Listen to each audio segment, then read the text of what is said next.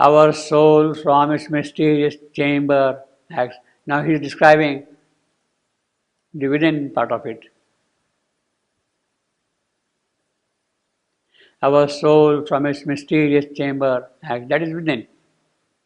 Its influence pressing on our heart and mind pushes them to exceed their mortal selves. That is what happens from within. It seeks for it seeks for good and beauty and for God. We see beyond self's walls our limitless self. We gaze through our world's glass at half-seen world. We hunt for the truth behind apparent things.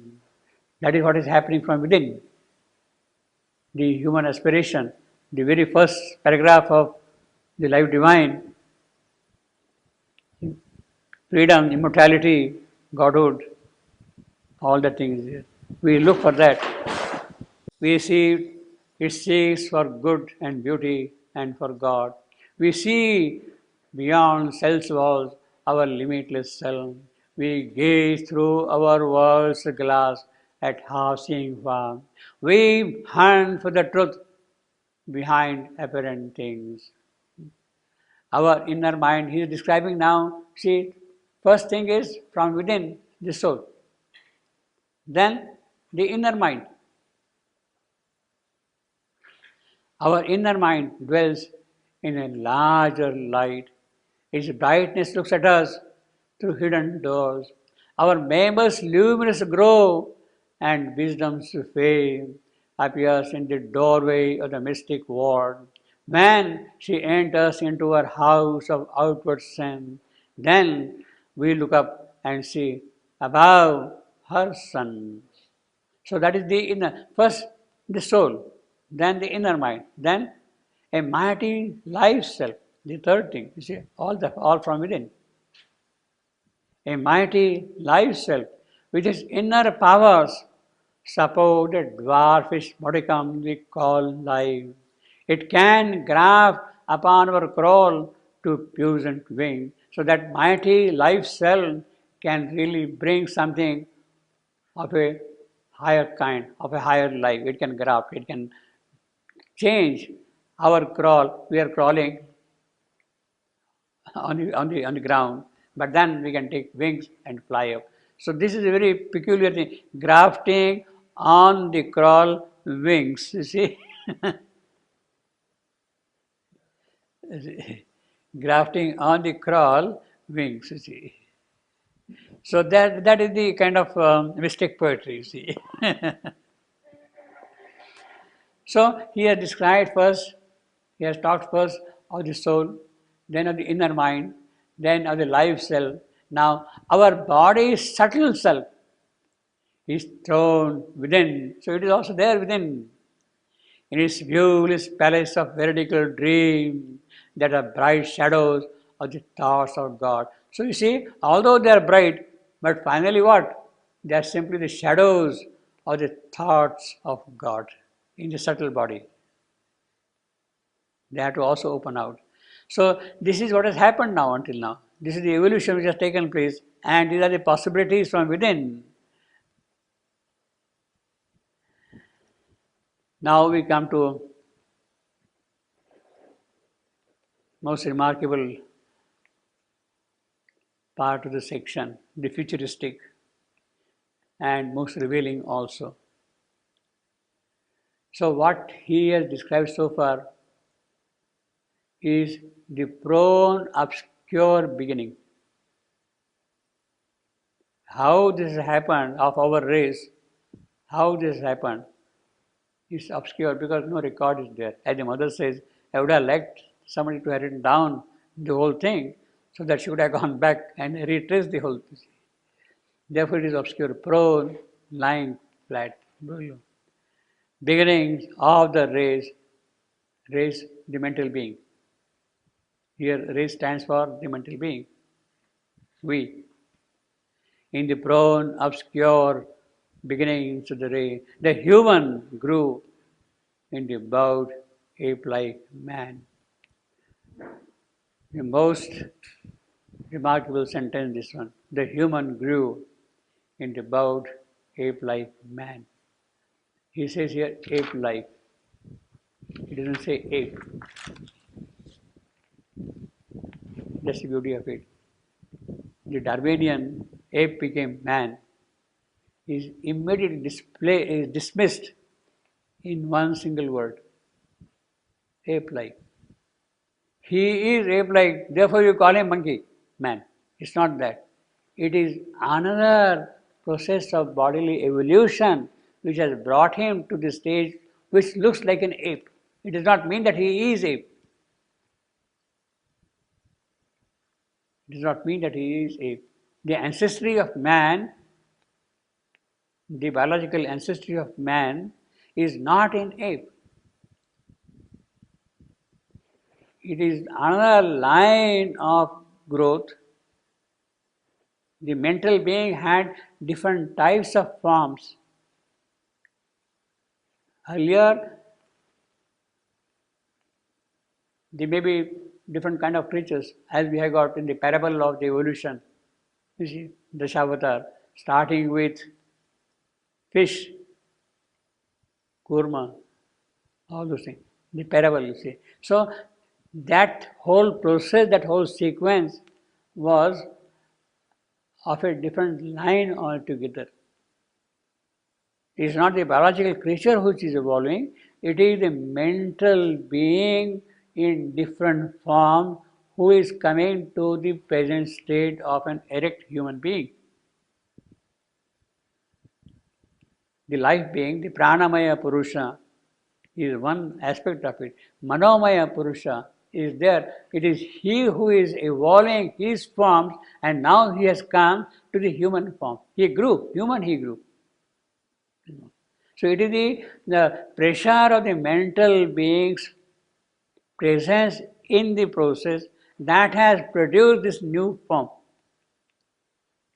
He is ape-like. It is the most beautiful phrase, I will say, most beautiful word, ape-like, you see. In one word, he has completely dismissed the Darwinian theory, the biological theory of evolution. In one word. In fact, in that Nara's arrival at Madura, there is a whole one chapter on the biological evolution, you see. So you can see that thing also there. That. The human grew in the bowed ape-like man. So you juxtapose the pictures, monkey becoming like that and suddenly man. It's not that. It's not that. You have seen the ascent of man. You have seen pictures of ascent of man. The most famous book by Bronowski, the British author who had conducted a long series of BBC interviews, there he has described the ascent of man. So in the ascent of man, it is actually the mental being who is growing. He says, of that we don't know. It is obscure beginning. But it is definitely there as separate entity altogether than the vital being. The vital being. The quality of mind in the rudimentary form is present there, and it is that rudimentary form which has produced that type of a being. And now it is he who is evolving. Now, so that way, I will say this is the most dramatic, most powerful kind of a statement ever made upon the biological evolution of man. In one single word, you see. And the chapter which I have sent you earlier from the record of yoga, he describes the earlier cycles, how the evolution had taken place of different beings. All kinds of beings are described, Rakshasa, Pishacha, Asuras, Vanaras, all those things you see, Pramatta. And then comes the mental being. The arrival of the mental being is the arrival of the avatar, we call him as Rama. He is the arrival of man. Full mental being coming into picture at that point.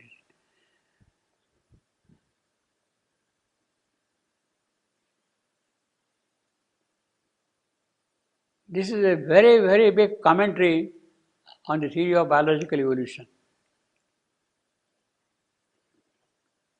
He stood erect, a godlike form and force. You see, even in that form, we are there, form. And his soul's thoughts looked out from earth-born eyes. Man stood erect. He wore the thinker's brow. He looked at heaven and saw his comrade stars. A vision came of beauty and greater power. Slowly emerging from the harsh chapel of light, he moved in a white, lucent air of dreams. That is what man has come to point. Now, he says, man stood erect and wore the thinker's brow. This is exactly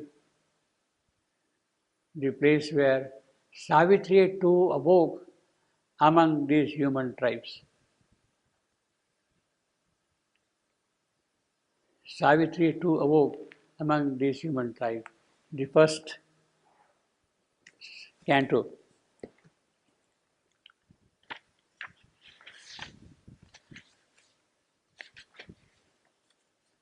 Two point one.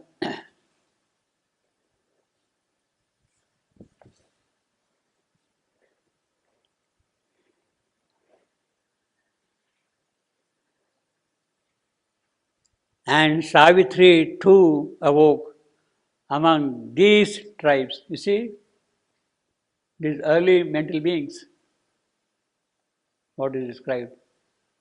So the birth of Savitri is since the presence of the mental being getting ready to make progress.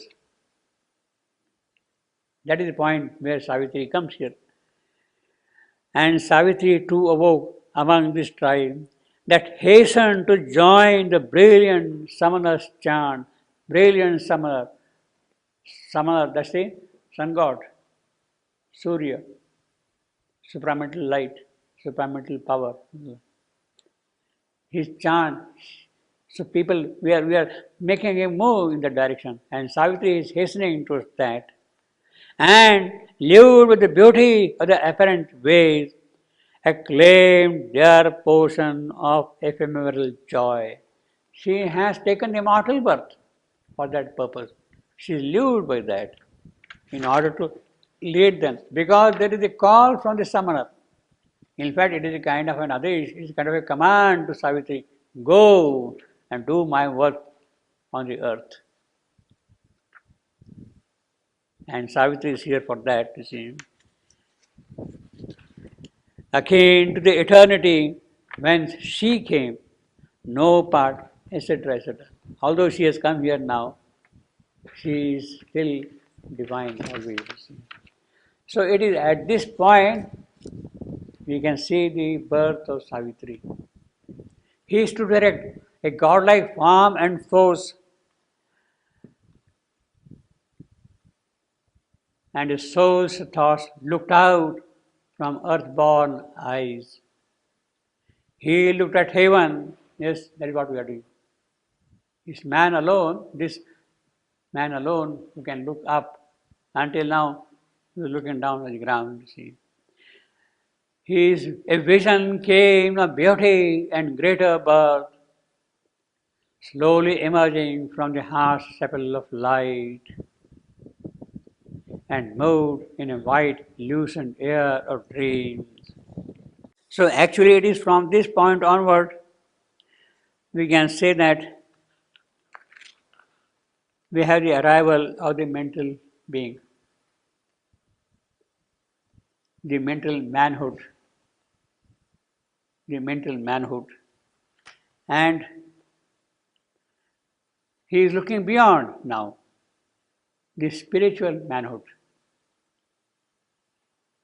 He is looking beyond the spiritual manhood. How? First, he has to step out of the mental part. The rational mind has to enter into the supra-rational domain of light, supra-rational. Spiritual manhood, then comes the supra-rational possibility. And what are the supra-rational possibilities? See, we go by cause and effect, by logic, by reasoning and things like that. But beyond reason, there are other possibilities of knowing things, of understanding things, of understanding. And suddenly you don't know how it has happened. For instance, you say that Einstein's theory of relativity is a perfect rational scientific theory. Of course, it is a rational scientific theory. But how did he arrive at it? Not by any process of reasoning.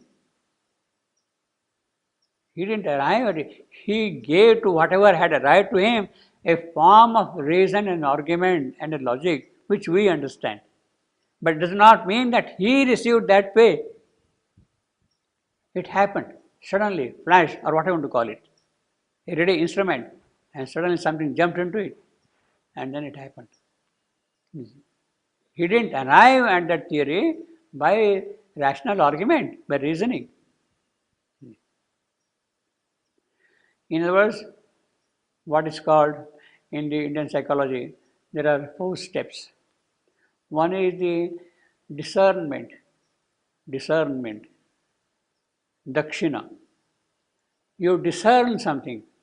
Now you don't give an argument for that. Suddenly you see all the possibilities and then you say, oh, yes, this one. Why it happens, how it happens, that you cannot argue. But suddenly something happens in you and it responds, it must be this. That is the discernment. It is not by logical process you have arrived at it. First is the discernment. Then comes the intuition.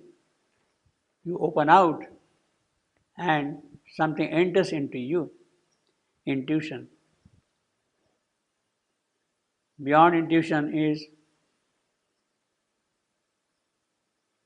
inspiration. Discernment, intuition, inspiration. A poet writes by inspiration. A painter does by inspiration. Musician does by inspiration. He is open. Somewhere there is something in him, it opens and that enters into it and expresses itself. And beyond inspiration is revelation. The truth is revealed to you. How? Nobody knows that.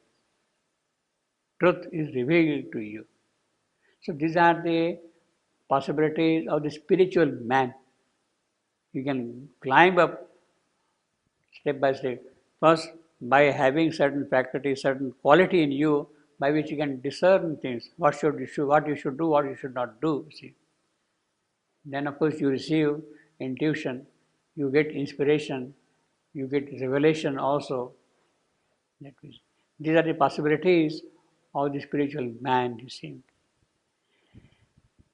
And in that process, then of course you have got variety of things, different arts, different religions, different philosophies, different types of occultism, all of them come out in that whole process, you see, completely. So these are the possibilities that are opening beyond the pure mental reason, beyond the pure rational mind. They open out, you see. Religion, occultism, philosophy, they open out because of that, you see. Now each may have its own limitation, but definitely they have the power to go beyond the reasoning, rational mind. That is the important gain in the whole process, you see. He is to direct. That is what happens, you see. All these faculties.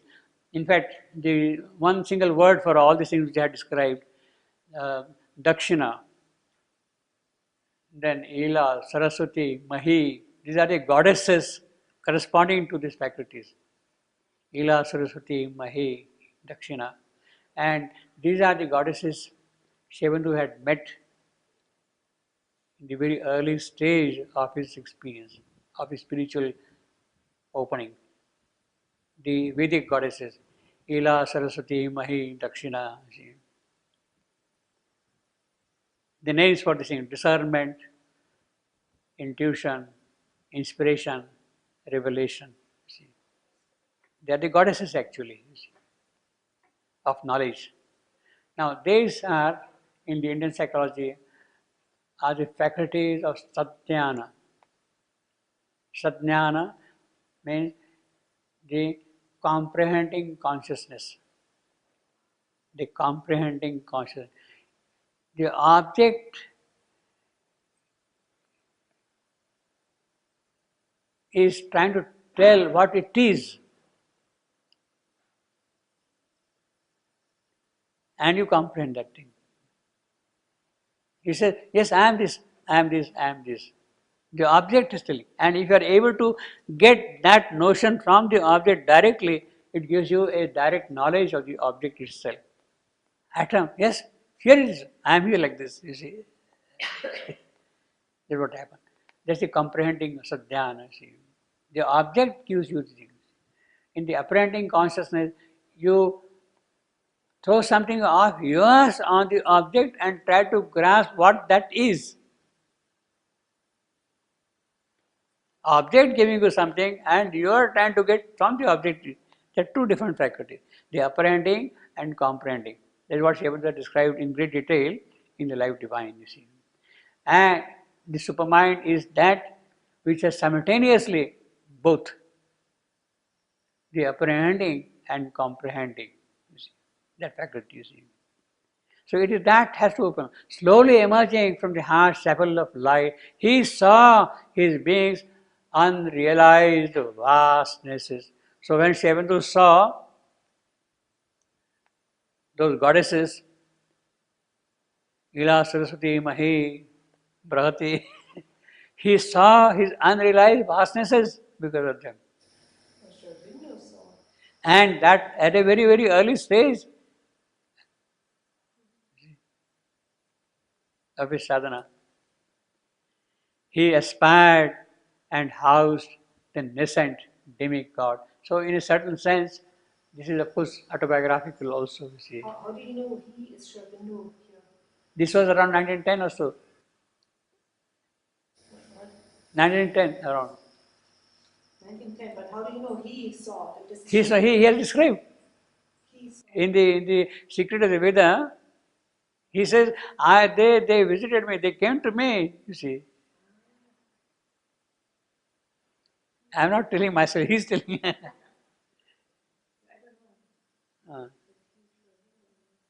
At a very early stage of his yoga, he aspired and housed the nascent demigod.